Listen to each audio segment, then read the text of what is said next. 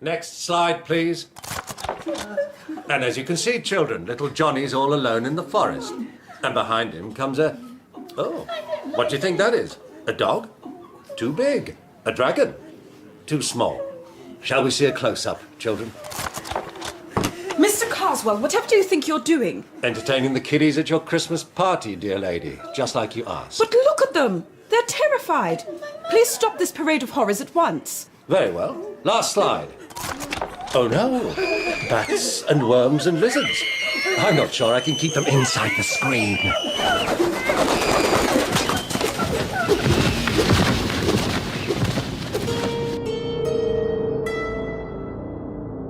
We are at the dinner table of Mr. Arthur Gayton, chairman of the ancient and distinguished Metaphysical Society.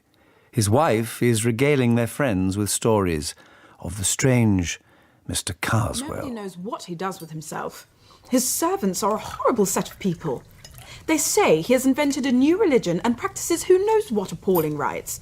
He's very easily offended and never forgives anybody. And he has a dreadful face. Oh, really, my dear? It's true, you know it is. I've run across him recently, Sanders.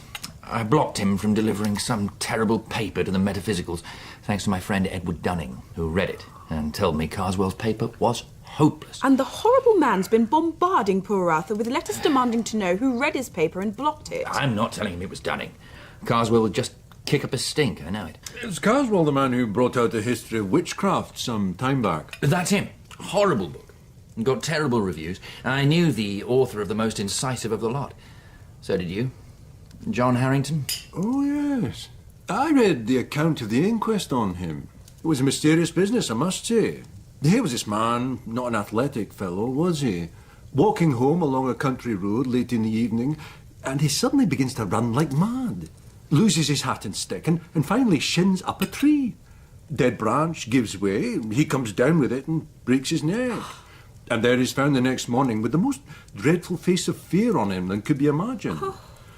Good heavens. How ghastly. It was pretty evident, of course, that he'd been chased by something. And people talked of savage dogs and beasts. His brother Henry has been trying to track down an explanation ever since. He insists there was malice in it. On an evening rather later in the same week, Mr. Edward Dunning, an expert on medieval alchemy, was returning by tram from the British Museum, where he had been engaged in research, to his comfortable house in the suburbs. What the devil? As was not unnatural, the advertisements in this particular line of cars were objects of his frequent contemplation. There was one at the corner of the car in blue letters on a yellow ground. In memory of John Harrington, FSA, of the Laurels, Ashbrook, died September 18th, 1899. 3 months were allowed. Dunning looked out of the window, momentarily to grasp why an obituary notice should be displayed so prominently amongst the cough drops and pyretic salines. And when he glanced back at the object, it had unaccountably vanished. It was in a somewhat pensive frame of mind that Mr. Dunning passed on the following day into the select manuscript room of the British Museum and filled up tickets for Harley 3586 and some other volumes. After a few minutes... Mr. Dunning. Yes? There we are, sir. Harley, Braithwaite, and the 2 volumes of Leslie 1242. Thank you. It's no trouble. Watch your papers on that edge, sir. I will. Dunning. Oh, what the... Oh, how vexing. That's all my notes. Can I help, sir? No, thank you. I'll be quite all right. Excuse me. May I give you this? I think it should be yours. Oh, thank you. Yes, that is my folder. My pleasure. Good afternoon. Are you all right, sir? Yes, I'm... excuse me. Can you tell me who that man is? Oh, he's a man named Carswell. He was asking me a week ago who were the great authorities on alchemy. And of course, I told him you were the only one in the country. I'll see if I can't catch him. He'd like to meet you, I'm sure. For heaven's sake, no. I'm particularly anxious to avoid him. I blocked his lecture to the Metaphysical Society. Oh, very well. On the way home that day, Mr. Dunning confessed to himself that he did not look forward with his usual cheerfulness to a solitary evening. It seemed to him that something ill-defined and impalpable had stepped in between him and his fellow men, had taken him in charge, as it were. He wanted to sit close up to his neighbors in the tram, but as luck would have it, the car was markedly empty. And the night he passed is not one on which he looks back with any satisfaction. He was in bed, and the light was out. What the devil? That's my study door. I know I closed it earlier. It was rather shame than courage that induced him to slip out into the passage and lean over the banister in his nightgown, listening. Who's there? No light was visible. No further sound came. Only a gust of warm or even hot air played for an instant round his shins. He went back and decided to lock himself into his room. Oh, no. The obvious course was to find a match and also to consult his pocket watch. He might as well know how many hours of discomfort awaited him. So he put his hand into the well-known nook under the pillow, only it did not get so far. What he touched was, according to his account, a mouth with teeth and with hair about it. And, he declares, not the mouth of a human being. He was in the spare room with the door locked and his ear to it before he was clearly conscious again. And there he spent the rest of a most miserable night, looking every moment for some fumbling at the door. But nothing came.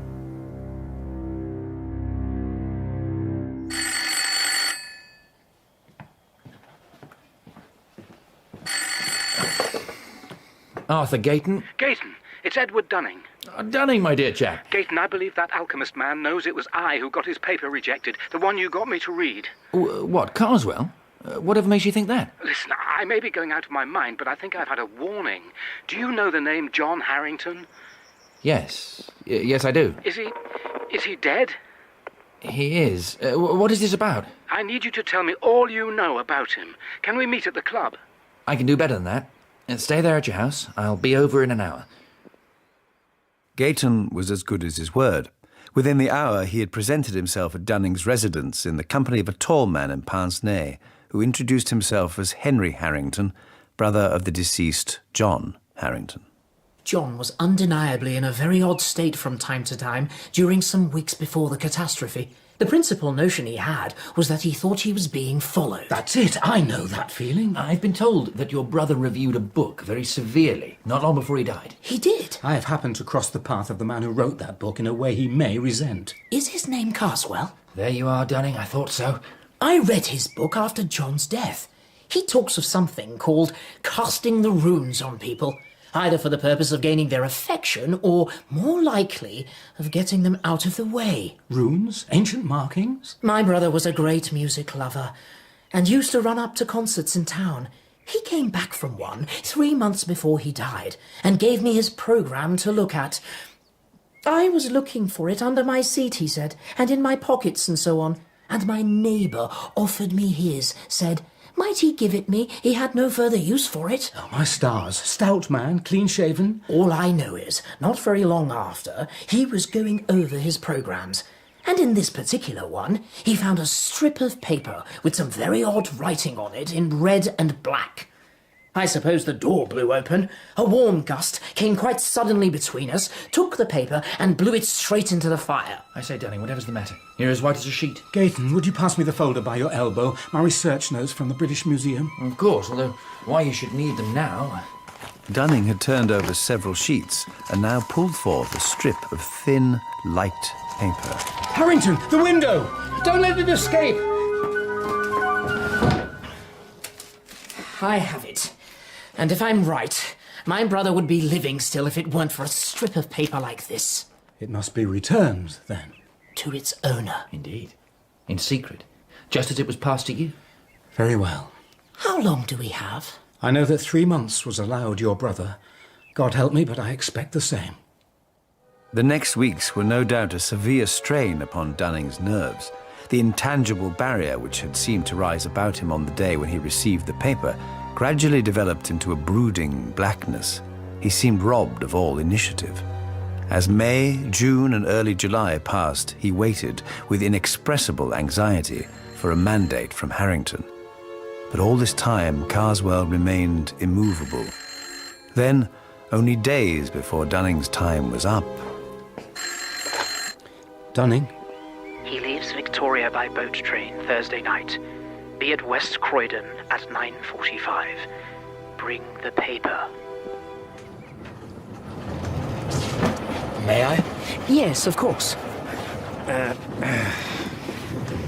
Carswell gave no sign of recognition as Dunning took the seat across from him, and as the train thundered onto the coast, Dunning reckoned the possibilities of making the desired transfer. Next to him was a heap of Carswell's coats on the seat, but it would be of no use to slip the paper into these. He would not feel safe, unless in some way it could be proffered by him and accepted by the other.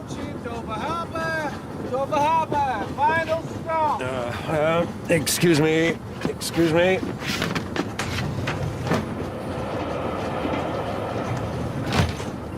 Quick, while he's gone, let me slip the paper into his bag. He dropped something. I'm sure of it. There, by your foot. His ticket case. He'll need that. Slip the paper inside, quick. Now back on the floor with it. There.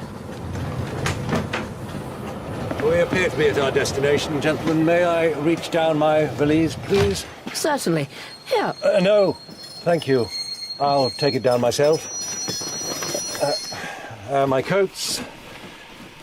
Good evening, gentlemen. May I give you this, sir? I believe it is yours. Oh, my ticket case. Yes, yes it is. Much obliged to you, sir. At a discreet distance, Dunning and Harrington stalked their victim out onto the pierhead and watched as he boarded the ferry for Calais. Come on, Dunning. Let's get back. Shouldn't we warn him? Give him a fighting chance? Did he give my brother a fighting chance? Or you, for that matter? Do you think it ever even crossed his mind to try? No. Then let him die by his own sword. In 5 minutes more, there was nothing but the lessening lights of the boat, the long line of the Dover lamps, the night breeze, and the moon. All that is known is that 2 days later, an English traveller was found dead at the foot of the tower of St. Wolfram's Church at Abbeville.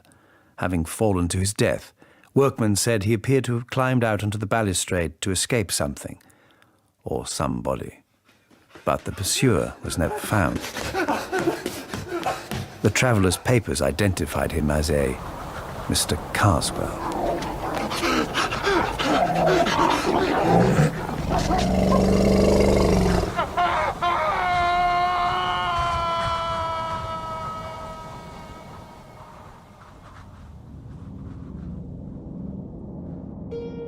In Casting the Runes by M.R. James, dramatised by Neil Brand, M.R. James was Mark Gatiss, Dunning, John Bowler, Carswell, Ewan Bailey, Harrington, Ronnie Jutty, Gayton, Paul Heath, Mrs. Gayton, Saffron Coomber, and the assistant, Lewis Bray.